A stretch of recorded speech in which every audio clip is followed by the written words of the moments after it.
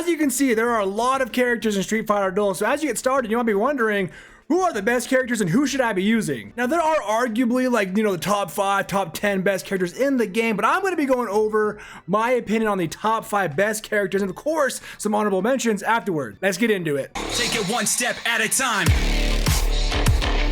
So first and foremost, my dudes, if you enjoy Street Fighter Duel content and you want to see more fighting game content in general, make sure you subscribe here for more because we have new videos Monday and Friday and we stream twice a week as well. Now to get into the goodies of the best characters that I know you want to hear about, the first one here is one of my personal favorites, Dhalsim. Dhalsim is one of my favorite characters in Street Fighter anyways, let alone in Street Fighter Duel. He's got great combos, an awesome super, and a great passive. The reason why he makes top 5 is because he's one of the best characters for area of effect. A lot of characters have that, yes, but a lot of characters also have just single hits.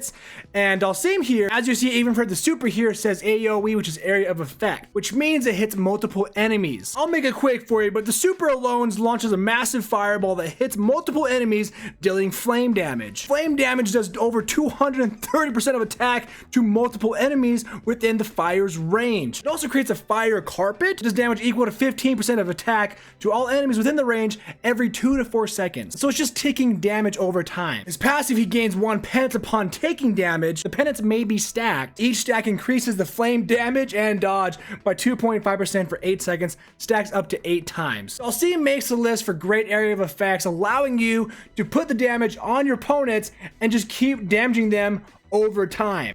Beautiful. Next here we have a character that almost anybody can get pretty early on in the game, which is nice, Mad Ryu. As a tanky character, Mad Ryu has insane damage output. Now the trade-off is he kind of hurts himself in doing so. So for the super you see here, sacrifices 15% of current HP to launch a powerful wave that delivers a heavy hit to the nearest target. This is a single hit, not an AoE, but also has a 20% chance to inflict weaken upon the enemy. What weaken does, it actually decreases the attack by 5% for 15 seconds and stacks up to 10 times. So you're basically weakening your opponent. He's got a really cool passive as well. As you see here, at the first time he falls below 50% HP, he performs a Hadouken that delivers a heavy hit to the nearest enemy, dealing equal damage to 420% of attack. And he's got great combos here as well. You see there the combo 2, combo 3, but they sacrifice 10% of his HP. So if you're going to use Mad Ryu, I recommend using a healer. But just look at this last sentence right here. This deals damage equal to 930% of attack. Almost 1,000% of attack. Oh, that's dirty. He's top 5 for sure. Now we can't have a top 5 list without speaking of healers, and the best healer that I can think of right now is Elena. In fact, she's so good that I know multiple people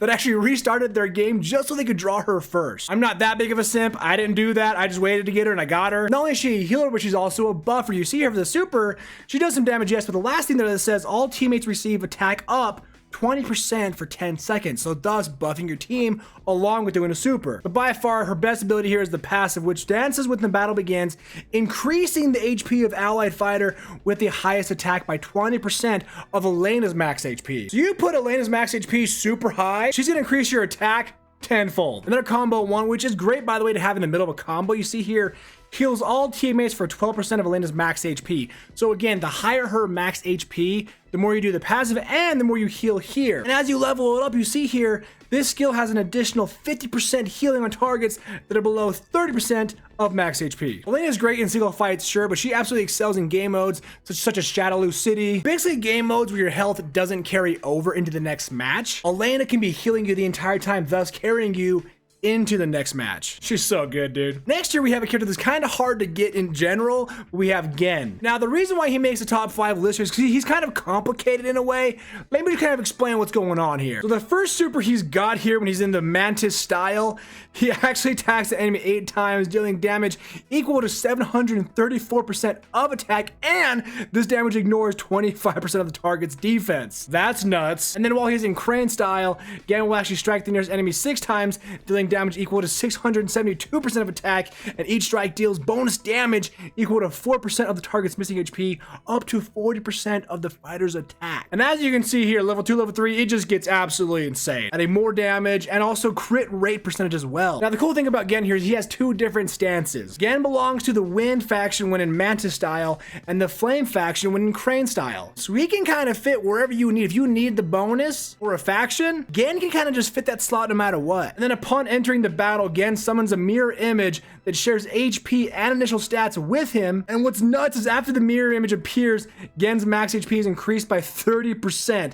The mirror image always uses the fighting style that Gen is currently not using. So 2 fighting styles? So then when Gen performs a super combo or combo 1, in Manta style, the mirror image performs a death grip, dealing damage equal to 525% of attack, ignoring 25% of the target's defense. And then in Crane style, the mirror image performs Flaming Jason, dealing damage equal to 380% of attack. This skill's final blow additionally deals 10% of the target's missing HP as bonus damage. And he's got insane combos here as well. He is just too good not to have on your team. And with a game like this, it just makes sense that Rose makes our list, being another kind of healer. Not only is she a healer, but she's actually one of the very few characters in the game that can boost your team's stats. She can boost your crit, your pressure up, your effect accuracy, and your speed up. Not everyone can do that. So to have a character in their super be able to do that for you is nuts. And here's how she heals. She actually enters the battle with a tarot card, and then after performing a super combo or even just a combo, the Joker tarot card is consumed to record the HP percentage of all allied fighters. Now, when the HP falls below 20% or after 12 seconds, this effect is triggered, meaning it's restoring the HP back to the recorded percentage that it had earlier, but the healing cannot exceed 40% of the max HP. But still, you're basically putting a bookmark in the health, and then like 12 seconds later, oh, we're gonna go back to that. What? That's just too good, man. She can heal, increase your team stats, and also for a combo 2 here, Destiny Terror is inflicted on all enemy targets. And what that means is it increases the damage taken by 5%.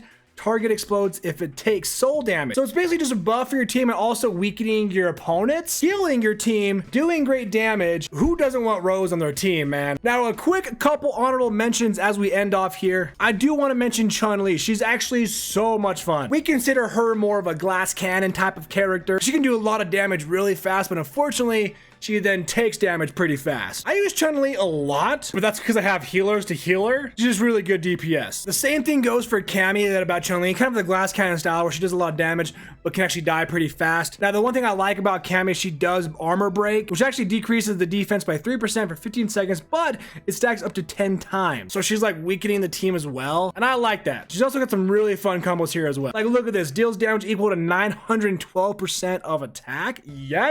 And our last honorable mention here is Beast Zangief, otherwise known as Beast Geef. Just his passive alone is really good. You see here, when the battle begins, each point of extra speed grants the fighter a 0.3% damage reduction, stacks up to 30%, and lasts until the battle ends. He's also one of the very few characters that can actually stun the opponents. You see here for his combo 2, it's an area of an effect, but also at the end it says stun target for 1 second. Now, you can stack other abilities to make that stun a little bit longer, but stun means they cannot move, attack, or use active skills. Though 1 second is the base, 1 second actually goes pretty far in this game. Massive damage output, stunning your opponents. Level 3 here gains super armor during skill use. Yeah, you want Beast Geef for sure. To be quite frank, a lot of these characters can be really good in the right hands, and you could probably argue that a lot of them deserve to be in top 5 anyways. These were just my thoughts on who I think deserves to be in the top 5, again, with the honorable mentions as well. But I probably wouldn't blame you if you put Bison or Guile in top 5 based on their abilities alone. Plus, a lot of these characters, you can actually build a whole team around them, making them the best they possibly can be, and that alone makes them probably the top ever. These are just my top 5 that I thought were very generic in the sense of like they could be used in almost any team and help out in almost every aspect. Let me know down below, what characters do you think are the best in Street Fighter Duel? There are a ton. And what characters are you currently using on your team? Let me know down below. If you enjoyed this video, go ahead and click into this one next. I'm sure you enjoyed it as well. See you guys in the next one. Until then, take it one step at a time.